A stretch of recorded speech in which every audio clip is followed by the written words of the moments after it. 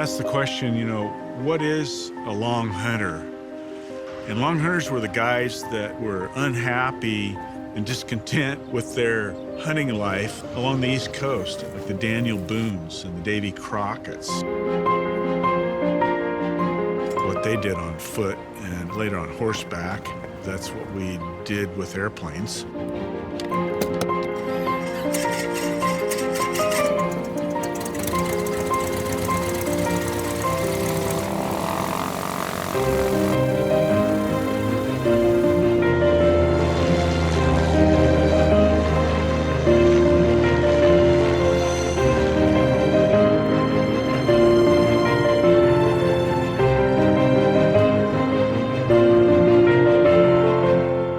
Alaska is very, very unique. It was very, very wild. It was very frontier. The people that were here were quite ruggedized. Well, I was born in Alaska. My parents we lived in the bush. We didn't have houses. We lived in little tents or under trees or wickiups. We did have a house when I was born of sorts. It had looked more like a corn crib, but some of my family were born even under trees and under bushes and stuff where my mother happened to be. She had 17 pregnancies and 8 of us lived. We lived in the winters, the summers, everything in the mountains, in the snow. We ran dog teams for our transportation. The rivers were our highways. There's several different animals that can be dangerous, and starting with wolverine, you had lynx, and you had wolves, and the top of the food chain were the brown bears. I remember my mother came back after a visit before we actually moved, and they described this guy that was walking around this town where he'd gotten himself in a bear mauling, and he wasn't the only one, and she described his physical countenance, and it was quite startling. We had been on a 3-day hunting trip on top of a mountain way outside of our community. We were walking down a hill, walked past a patch of brush, and out came a bear, which immediately was on top of me and completely ravaged me.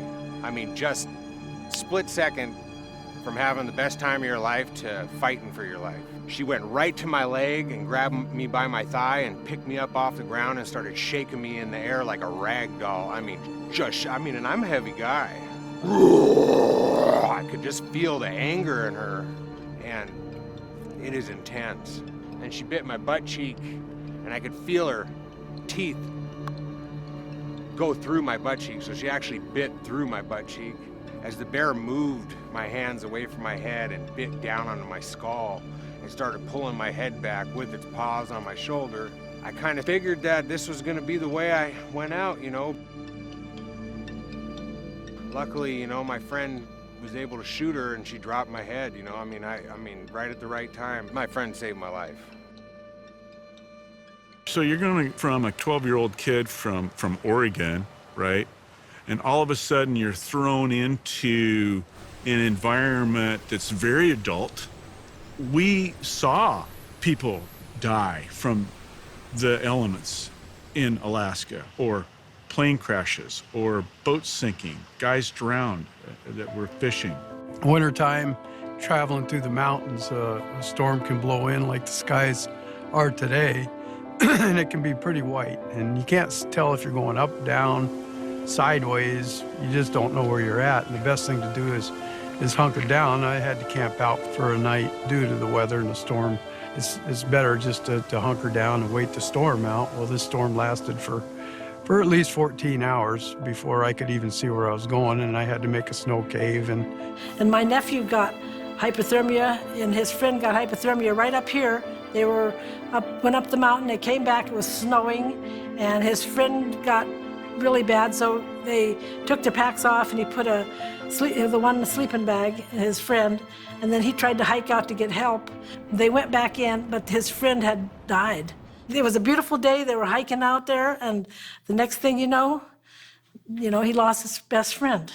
Kids we knew slipped off mountains and died, in our class. And it kind of culminated with, September 5th, 1970. Airline slams into the Chilkoot Mountains. And me and my brother and sister were on a flight right directly behind that flight. That same day, within an hour. And we get to the airport and there's frantic people running around. Where's the aircraft? Fully loaded Stretch 727, 111 people on board. They're not there anymore. Okay, we land and there's frantic parents, family, friends waiting, and they're gone. And Mick and I go to high school, and we're in class, and first day of school, right? Well, a lot of kids from areas came in to first day of school to come into Juneau, and they were killed in that crash, right? And so our teacher's calling out the names on the roster, right? Oh, they get to this name, and it's like, oh yeah, this is brilliant. You're doing a roster check right after a disaster in a small school, right? A friend of mine, later, as a commercial pilot, he was involved in Iraq as a pilot in command for a commercial operator, where a husband, a wife, and a baby died. This kind of solidified my whole life philosophy. How can I explain that to myself and say that there's a God that would allow a baby to die riding in an aircraft, piloted by a guy I know? It was very perplexing to me, but I decided in my heart that day that there was no God.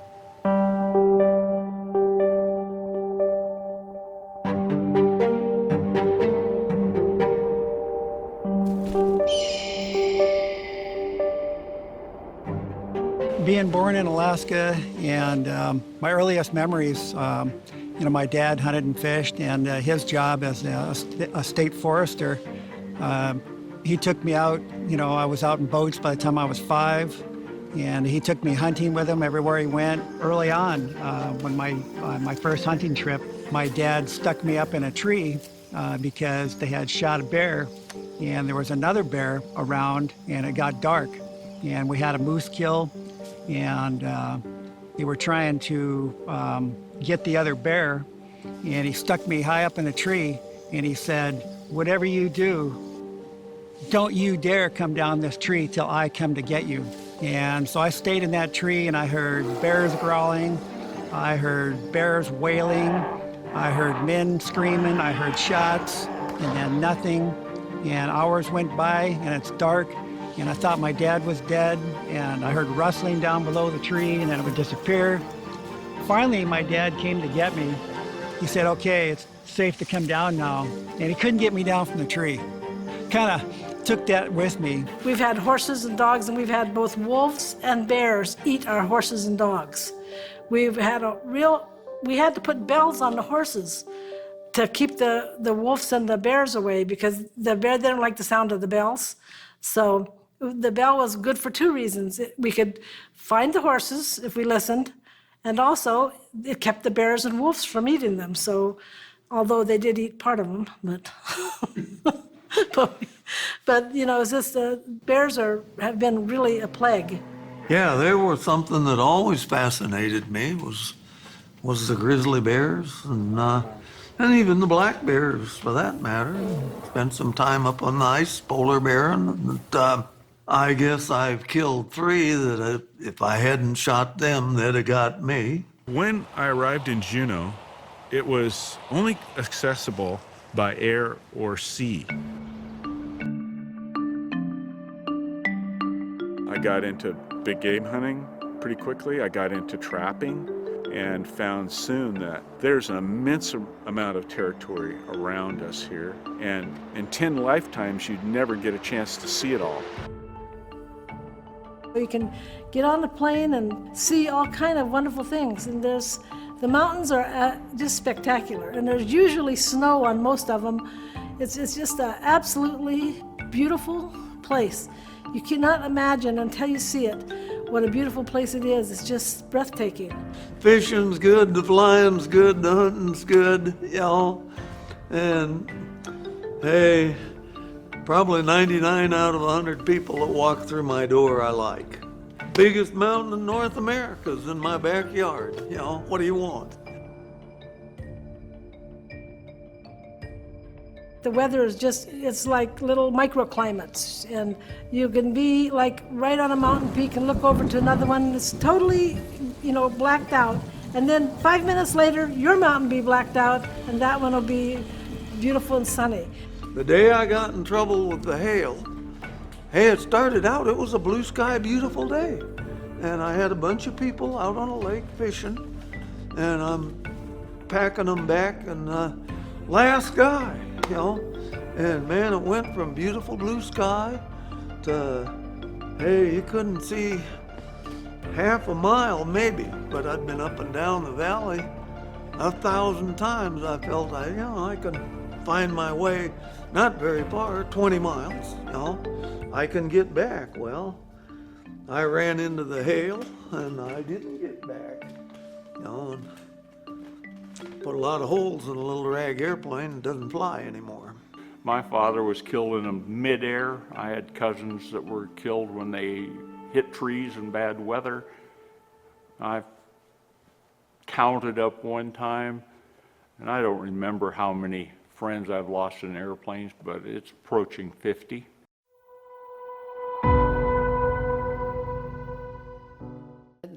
Coming back from Yakataga, and the weather was low, and I didn't realize this, but it was ice that was coming out of one of the rivers that I was following, and I thought I was following the shoreline. So when this happened, I just figured I'm going to go 90 degrees, and whatever I go into, I had my skis down, I was prepared to land, and I skipped once, and I thought, wow, I'm going to do it, and it's going to be great. But unfortunately, I broke off a landing gear, and so there I was kind of lopsided. And the wind at that time was 50 knots. So that's when I kind of began to realize I was stuck. So I needed to close my flight plan. I didn't want people worrying about me. And I tried 123.6, and nobody picked up on that. So, you have the airline frequencies, and I got on one of those, and sure enough, Flying Tigers answered. And I said, I need you to close out my flight plan with Cordova Flight Service Station, and I'll get back to you in a few minutes to make sure that you got a hold of them. And then I got a hold of them again, and they said, we joked about changing places, and they teased me about having a warm cup of coffee, which I really would have loved to have at that point. But I knew I was stuck. There was no doubt about it. And I actually wired the door shut because I didn't want to do anything stupid if I got so hypothermic that I tried to open the door. And I made it as comfortable as I could around myself, and that wasn't very comfortable, but nighttime came, and they had said that there was going to be an aircraft in my location at 3:30, but you have to understand that I had told Flying Tigers how bad the weather was and that nobody should be out in it. I'd made that very, very clear. And so I was bundling myself as much as I could, and I found a wool blanket and then a space blanket. And space blanket is like wrapping yourself in a piece of tinfoil. And I knew where the sleeping bag was. It was drying out back at the company I was working for. It was the longest night. It was minute by minute. And I shouldn't have done it, but I kept lighting matches and checking my watch to see how much time had gone by.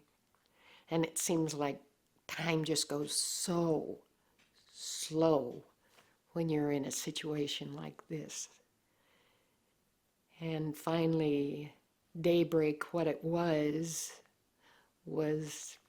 there, but I could still see no further than the tip of the wing tips of the airplane. And so I was in for the long haul, and I thought about writing a note to my sons, because they were the ones that were keeping me going at this time. But I didn't.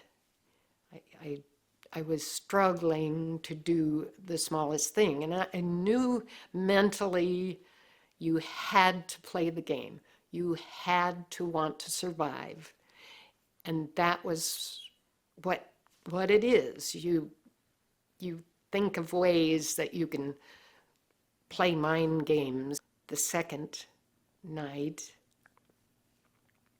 all of a sudden it broke open. Oh, in the meantime, by the way, there had been an aircraft that flew over me, and they dropped some flares and asked me to use a flare gun. Well, it was one of these hokey little things, and I unwired the door and tried to shoot it, but it didn't do anything. But I could see their lights, and so I knew somebody was out there. But it started to break. It was just like miraculous. And I just hammered on the seat. I want out of here. I just want out of here. I want to live. And nobody came except probably one of the bigger aircraft for the Coast Guard. It circled, and I thought, oh, well, that's not going to help me one bit. I just want to get out of here. And all of a sudden, there was a helicopter that landed behind me. And they said, hurry as fast as you can. I turned everything off and made sure everything was off. And we've got somebody very, very badly injured in the back seat. And this is when I learned that somebody else had been out on the Copper River in much worse circumstances than I had. And to this day, I can't quite forgive myself for that. Even though my son Steve and a friend told them not to go, he said, Mom said she's okay, don't go. And they had, and they'd gotten into whiteout conditions and stalled out, and they were outside of the helicopter, and they were in dire straits. The trooper, who had a reputation for being really a good search and rescue person, did not survive, and the pilot survived, but it took him a long time to get back into the flying, but he did. He got back into the flying again. And when I was picked up by the helicopter, I was so confused, and I didn't know. He said, push the button to talk. Well, that's a pretty easy thing to do, but I couldn't figure it out. I just couldn't figure it out. So when we landed at Cordova on the airstrip and people were there, I didn't even know what to do then. I was just, I guess it was hypothermia. I will never forget that Jack and his wife, what they said to me was, how come you survived? How come we lost John Stimson? And his pilot is in bad shape. How come? I don't know how you answer that. And it's always been a question in my mind ever since, because I always thought I would help people. I never, ever wanted to be the one being helped and to cause such a tragedy. End of story. Makes me sad to think about it. In every month of the year here, every month of the year, I've seen snow. Last year, in fact, it snowed every single month, at least once. Hey, if you don't like it, the weather, hey, wait 5 minutes, it'll probably might be worse, but it'll probably be different. I acquired a couple of friends in high school. I remember one was Pat Millard. So when Pat and I were trapping and hunting one time, we saw a band of mountain goats, and we decided we should try to take them. And I took a shot, and I saw a mountain goat fall, and I took that shot. And we had a code, and if you shoot it, you pack it out. And I really did not like where that mountain goat fell. There was no extracting that mountain goat from where I could see, but we were gonna go try. So we got up in there, and there was one little ledge that led around the corner to where I could maybe get a view of where that mountain goat fell, all right? And I got on that ledge, and I hiked out there thinking, you know, I can do this, right?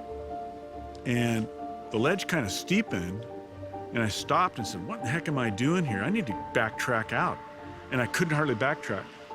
And I thought, holy cow, I am one stuck turkey. And I called for my friend, Pat, who was above me, but he was like 15 feet, 20 feet above me. And he tried to drop his gun, trying to use it as a rope. And so I just spread out, trying to hold on to the hillside, and I felt myself go. And I was in the air, and it was hundreds of feet straight down. There was no ending but death. And at that time, I watched my life kind of pass before me like a movie, right? And so I woke up, and there was a ledge about 5 feet above me where I had slipped from. So my feet were down here, and the ledge was like 5 feet above my head, totally impossible for a human to get to naturally.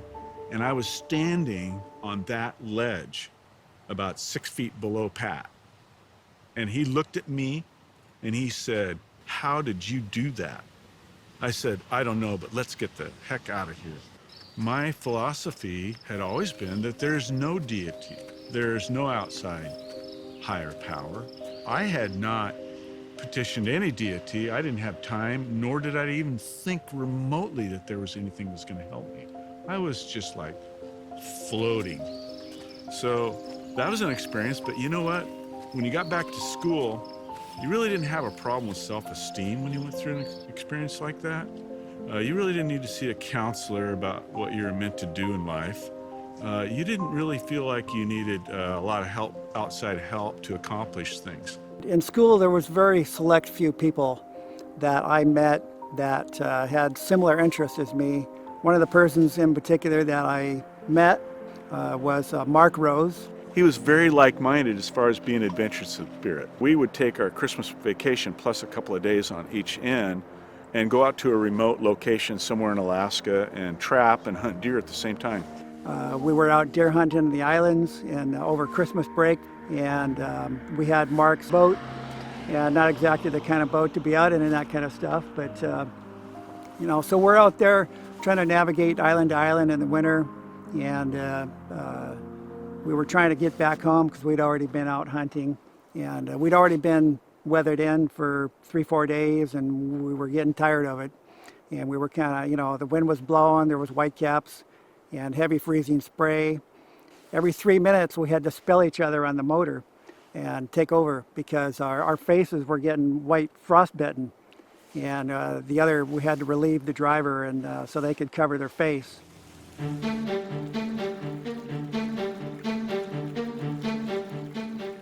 We knew the bears were there. We knew they knew we were there.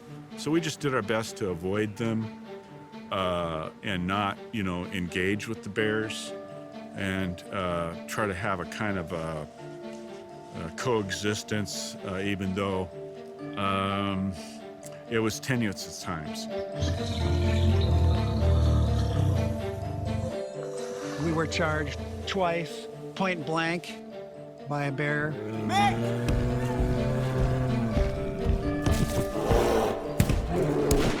You know, and that was, matter of fact, we spent the night sleeping in the tent. Well, wouldn't call it sleeping. We were laying there in the tent with our safeties on, waiting for another event to happen. I remember sleeping in my sleeping bag, actually having half a night's sleep once out of probably 300 or 400 times camping, thinking about the bears. And so we slept with our rifles. The difference between me and some of my other friends in the end was I moved into aviation.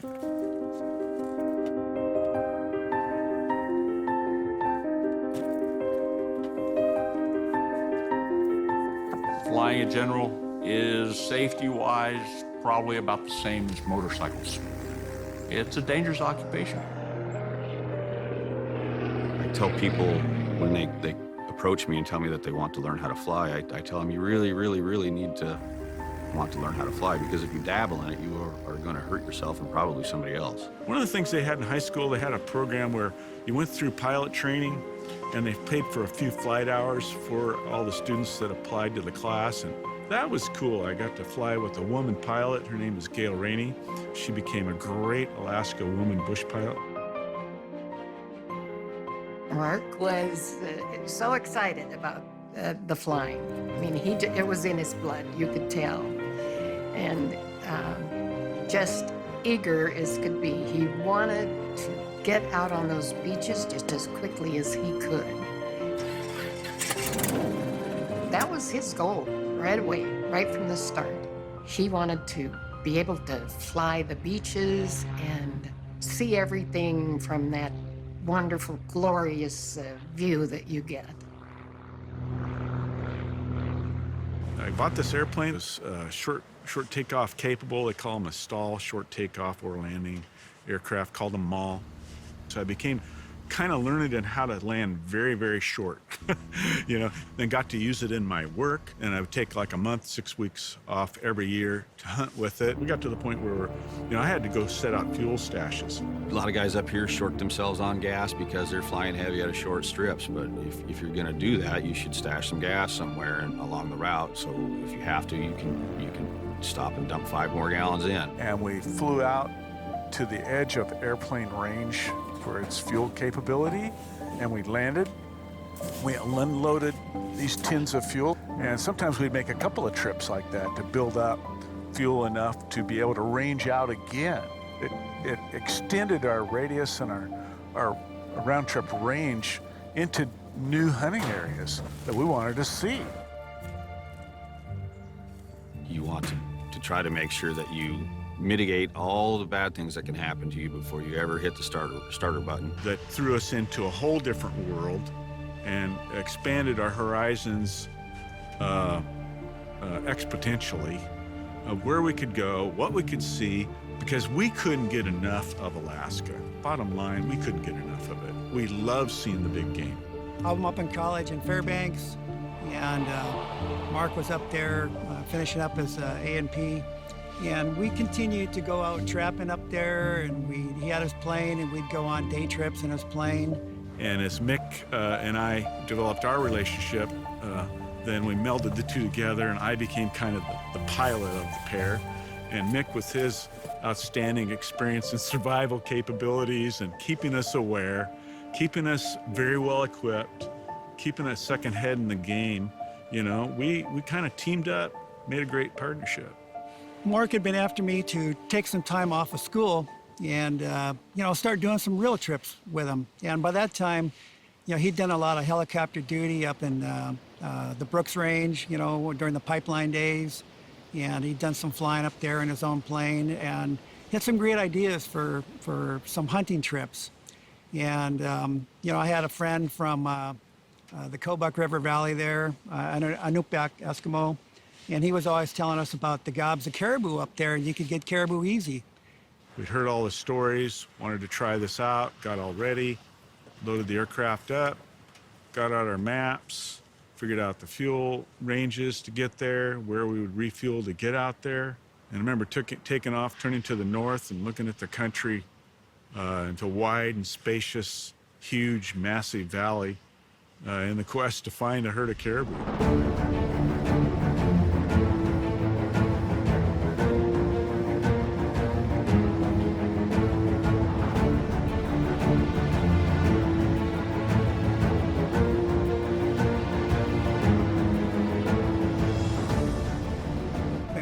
For a good hour and a half or so, and we broke out into this plateau, a large opening in between the Brooks Range mountains there, and we're flying along, and we're just about getting ready to turn back, and what we saw was thousands of caribou going through the pass. You read about the stories of the buffalo, and so there's the only way to describe it, when you see the land is actually moving with all these animals. You're thinking, gee whiz, this isn't cattle, this isn't sheep, this is big game. This is wild country. These animals are moving. They've lived here for 1,000 years, and we're getting to experience it. We're just looking at each other and, oh, holy cow, what did we stumble on here? As far as the eye could see, there's caribou, and Mark and I are all boisterous and everything, oh, this is going to be a great hunt. Look at all these animals, the plane's going like this. Mark said, oh, yeah, I guess I better get back to my flying, And there we were, with the right equipment and at the right time, at the right place. And figured out a place to land. I set Mick down, but we knew we were kind of pushing the limits with fuel and time and nighttime coming on, and I had another hunter to move up, dropped Mick off, minimum amount of gear, said goodbye, popped off and dove down the valley. We knew we were pushing the boundaries, probably we should have just all gone back to the camp, but at any rate, why waste a day? And we kind of figured it was going to be twilight by the time he got back. And I also remember Mark saying his gas supply was going to be an issue, So I'm taking all this in. Running out of gas is not something you want to do in an airplane. And running out of fuels, almost making the airport isn't good enough. And at that time, I had looked up and I had what we call a low side generator failure. My generator had stopped. And all kinds of things kind of come into mind when that happens. And your radios are running totally on your battery. And then the battery fails, you can lose a lot of instruments. And you'll be into hand prop mode, which is very, very dangerous unless you know how to do it safely. I had my 300 Winchester Magnum with me. I have my knife, a few things, a tent, a few crackers, candy bars, and we're good to go. It was starting to get dark a little bit, twilight. I finally heard a plane coming. There's Mark coming back. And unfortunately at that time, the caribou decided to start their migration again, and they were all over the sandbar. And I tried running at them, running around, screaming. They wouldn't move. And meantime, Mark's circling and circling, and the lights disappearing. Finally, I think Mark got the idea, and he made a few low passes over the caribou, and that kind of helped a little bit. At the last second, they opened up a little gap, and I said, I think I'm lined up okay. Let me go for it. All I want to do is get Mark on the ground safely and get on with the show. And Mick and I had made a prearranged concept of how he was going to mark where I was going to land. And what happened was the wind switched. So I had to land in the opposite direction, which put Mick and the pylon marker on the other side of the aircraft. So I'd worked out with this passenger, hey, When I get to that pylon that he's made, this man-made thing on that sandbar, you tell me, I'll chop the power, because I know I've got enough sandbar left to land on. And I said, if we land long, it's really bad news. There's terrible boulders down there. We're going to tear up the aircraft. So, okay. So I get all set up. I made a pass. I get all set up, you know, but I can't see exactly where Mick is. And this other guy's supposed to call it off where he is, and I'm supposed to chop power and be, you know, the miracle bush pilot, right? Big shot of the day. So I get in there, and we're coming in. I'm set up really nice, and Mick's blind to me, and I'm set up, getting ready to chop power, and I see Mick go by. And just as he passed me, he drops down. I shot in for a landing. It was kind of a stupid mistake. I was breaking some rules. I was breaking some personal limits. And all I saw was a loud, horrible crunching, screaming noise. Sparks were flying from the plane, rocks were flying. I dove on the ground because I'm pretty close to the action there. So I throw in all the power I've got, stagger back into the air, and said, holy cow, what I do? I can feel there's some damage somewhere in the aircraft. Didn't know exactly what, but I darn sure wasn't gonna like go back in there and land again. Yeah, he's circling the sandbar. You could tell that he was, you know, checking out his controls and trying to decide what to do. This passenger kind of fought over the fact that he didn't want me to kick out our Arctic suit for Mick. We already left him a tent and stuff like that, and I said, no, he's got to have this suit. He's gonna get stuck here. Very possibly if this weather's gonna deteriorate. And it's getting darker. It's almost dark now. And all of a sudden, he wags his wing, and off he goes, flying. The last I saw was that plane heading into a snowbank. You can see there, I kind of broke some rules as a low-time pilot. I had a few things gang up on me, though. I was given a good weather report that fell apart all around me. The caribou were a factor that we didn't know was coming on. The fact that the pylon idea completely failed us because I had to land on the other way. And the whole thing of being light on fuel and then the generator failure. Lots of things can happen that you're not prepared for. So even with the best intent and following the laws and all the stories, you get yourself caught once in a while. I thought the plane was really damaged. I knew he was low on fuel, and I was wondering if I was even going to see him again. And I know it's about a good 200 miles back to Kotzebue, yeah, which would be the only lighted strip. I didn't really know what he was doing, you know, but I figured that's where he was headed. Dashed out toward my fuel stash to discover a white wall of weather. I have it written on my panel, if you can't see through it, don't do it. And in doubt, don't. There was no way I could make my fuel stash. There was no way I could make it to any other landing zone. The village that was 60, 80 miles down there was completely socked in. The weather was deteriorating. It was snowing hard in the air, and I was getting into a place where I was using up all my fuel and all my outs. So I went back, set up the tent right by the riverbank, because I'm from Southeast, and you want to set your tent. At least I'd learned where I've got an out. I'm thinking bears. Bears are on my mind all the time. You got to watch your back. So I wanted the river to protect my back, and I'm by myself. And I don't know how long I'm going to be by myself. I have my 300 Winchester rifle, and I grab my ammo pack.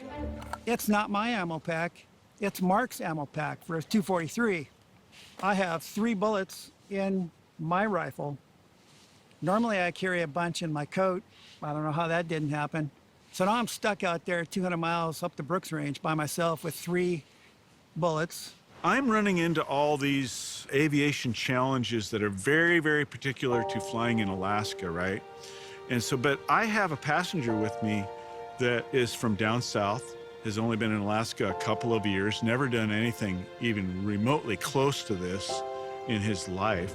He's not an idiot. He sees the fuel gauges going down, right?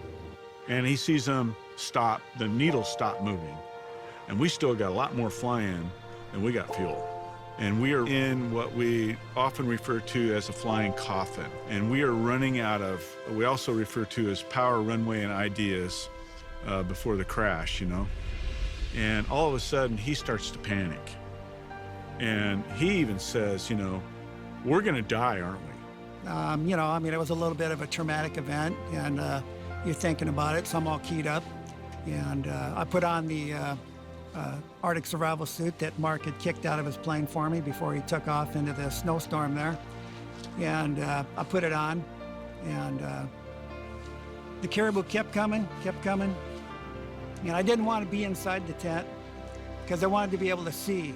You know, I'd had that bad tent experience in Southeast with Mark when we were trapping, where we had bear come up to the tent more than once. And if I'm gonna have to fight it out, I want to be outside the tent, you know. But at any rate, probably one of the coolest experiences I've had in the wilderness in my entire life was what happened next. And that is the entire Arctic Western caribou herd, as it's migrating, decided to migrate right around my tent. I could reach out and touch them, and there was thousands of them. And they made a swarm right around the tent, like I was nothing. And I stood out there cross-legged in front of the tent, and I could practically reach out and grab caribou. And I was like nothing. And they did that all night long.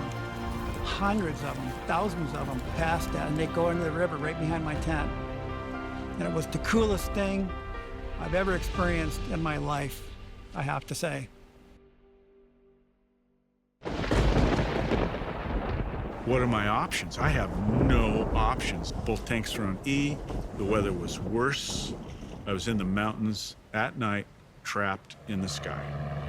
And the chances of surviving that is nil. I had seen that happen to other pilots, and they had never survived. And I thought, oh, I was going to be another statistic here tonight. I had never thought of this before, but I thought, well, I'm in enough jam here. If there's a God, I could use help right now. and I just spoke those words to myself, and I just said, you know, if there's a God, I need your help now. And at that time, a voice spoke in my mind, and I saw light in my mind. And it said, son, you said the right thing. And I hesitated for a minute. What was that? You know, I had never talked to God before. I wasn't a religious guy, and I was an anti-religious guy. I was an atheist guy. With that, I thought, well, that was nice, but how is that going to help me here at 3,000 feet, getting ready to die from fuel starvation? So I didn't sleep that night. I'm really worried about Mark, and I'm thinking, will I ever see him again? Still comes back. You know, you've done all these travels, you've had near life and death experiences with this guy. You've had 8, 10 years of camaraderie and travel and you know, backing each other up, and here, I might never see him again. And the engine started to pack up. I was running out of fuel. And about that time, we broke out. And there on the horizon was the lights of Kotzebue. And I could see it. I was like 15 miles out. I couldn't believe it. I had stayed on course, you know, I'd maintained altitude. I was managing the dead battery, right, that was running my navigation, that I had not enough battery to run any of the lights. I had my flashlight out, like the FAA says you should have, to look at the map. I was locked on with my navigation equipment onto Kotzebue, and there she appeared, thank God. And the only problem was I knew I had one more element to overcome. And 12 miles of 35-degree salt water to cross on no gas. And I'll tell you, 12 miles may not seem like much, but that's about 7 or 8 minutes of you thinking about life, because your life is in is hanging by a thread of that engine keeping turning until you get within gliding range of that airstrip at Kotzebue.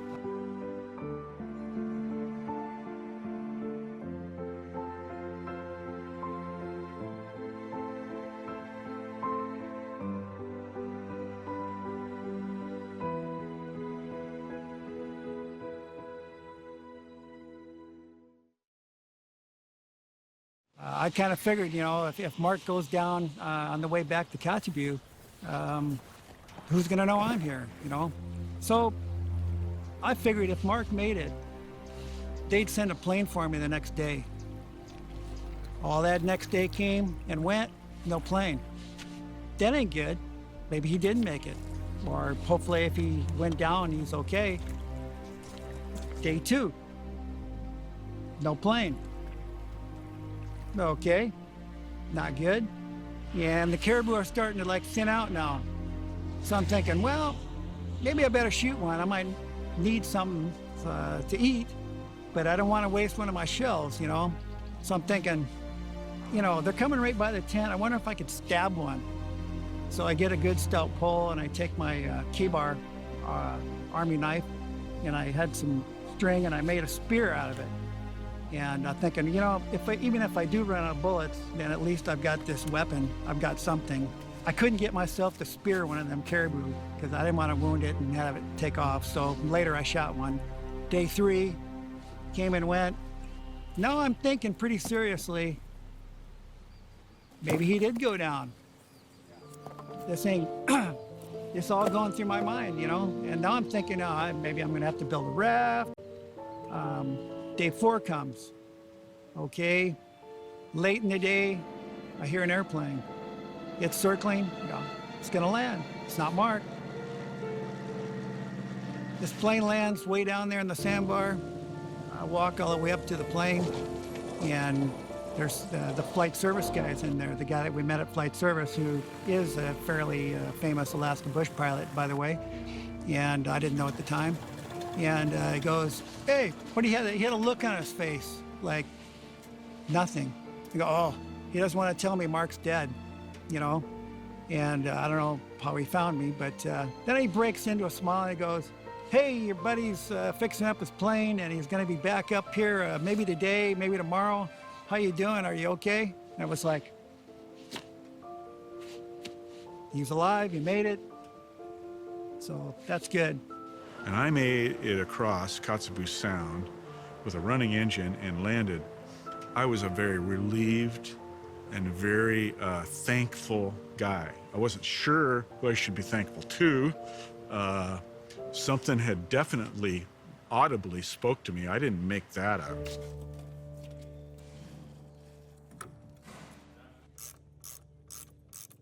So we regrouped. I ordered parts for the aircraft, got them. Just before dark, again, I hear this plane coming. There it is. So he circled the sandbar a few times and he's wagging his wings and I'm doing all this stuff. And then he comes down, he lands.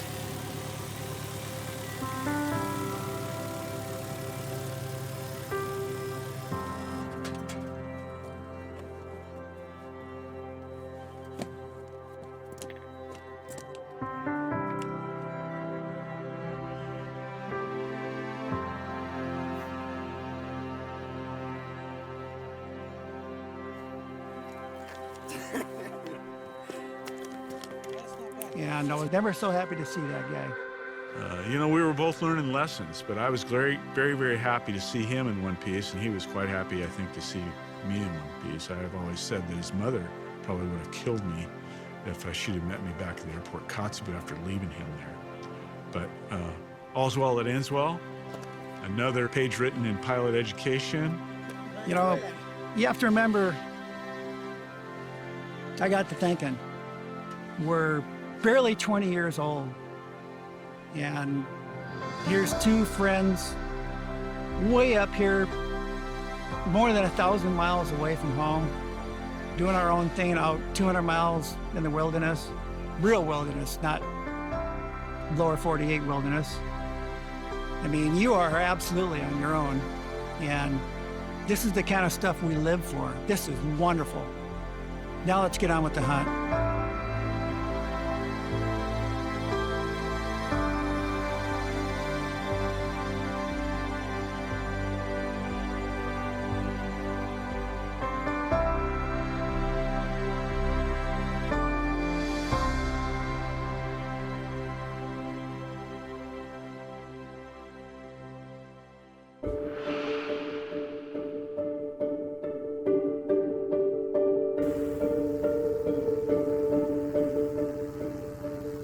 And so 6 months later, I'm working my day job, which was taking care of a fleet of helicopters. And pretty soon somebody walked up and said, guess what? You know, your helicopter just crashed. Seeing how the aircraft was wrecked with a 55-gallon drum sitting in my seat, which means if I would have ridden, which I normally did, I rode shotgun on those slings, you know, I could be just as dead as a doornail right now. I just got spared again.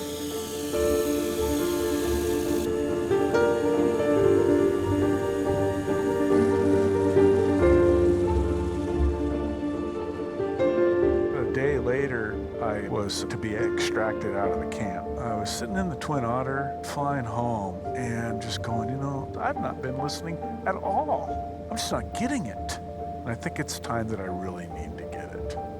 It changed my life. So after collecting all this information and this experience, getting back to town, bringing the guys out of the mountains, I had to deal with some interesting issues. My philosophy had always been that there's no deity. There's no outside higher power. And it was clear to me something had noticed my predicament and responded to my petition. And in the case of me slipping off the cliff, I had not petitioned any deity. I didn't have time, nor did I even think remotely that there was anything that was going to help me. So this made me face a couple of issues in my life because I had been like an atheist. I had not seen the work of any deity. I had said in my heart, there is no God. How could a baby die in the cockpit with a friend of mine that was a great pilot and his parents, and there'd be a God? And on the heels of September 5th, 1970. So in wrestling with this issue, I said, okay, if there's a God, I'm going to try to find the right one, okay? So I started thinking about people in my life that I really admired and that had faith. And I thought, well, I'm a little more intellectual and a little more scientific and smarter than they are. And I've just kind of tolerated their faith. But now this other incident just doesn't make any sense. What spoke to me? Who put the extra gas in my tanks? And why am I here today after slipping off that mountain those years before? I'll take it. It's all cool. But I've got to find out who and why. And so I started thinking, like I said, about these people that had been very formative in my life, that I so respected and had good lives and had made marriage work, had been devoted to each other, which also is a question for all of the time. There's a lot of divorce, a lot of breakups going on in that time. And who they were and why did they believe in the Bible? Why did they go to church? I was like, okay, did they have this experience like I had? And so I started reading the Bible. I read the Bible end to end, but yet I was still not ready to like, okay, that's all cool. Like, I started seeing God in the Bible and I kind of liked the guy. I saw he was fair. He was just. He wasn't ever asking any more of anybody than he was very clear about, and it all seemed very fair and okay to me, but yet people still like rejected him, disobeyed him, spit in his eye. My ego was wrapped around kind of my job.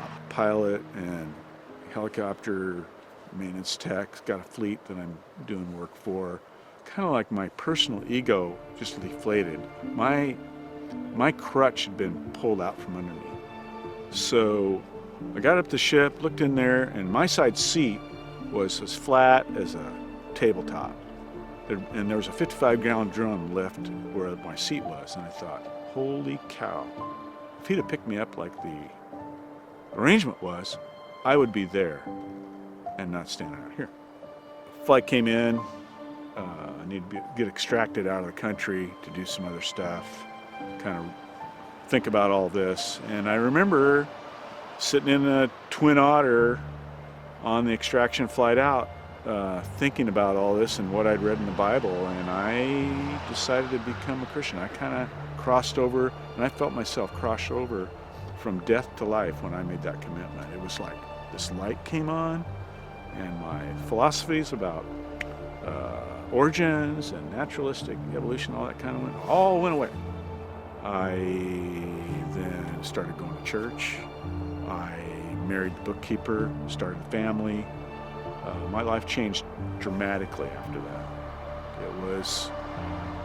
It was my moment in life, and I then felt comfortable to do the thing called get married and commit your life and all that I never felt comfortable about before.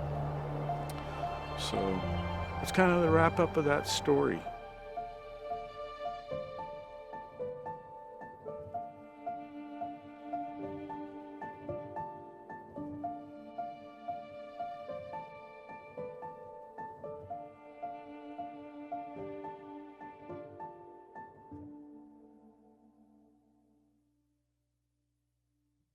I remember next job was to collect that ship off that mountain, put it on a big flatbed. It was my job to drive it out, take it out of town.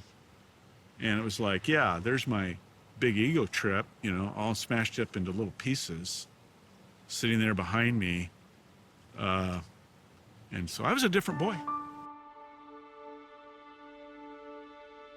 And so I started reading the Bible. I read the Bible end to end, and I remember thinking about all this. I was looking at things differently. I was looking at the creation and order of the universe from the standpoint that there is a deity, that there's something more powerful, bigger than us out there.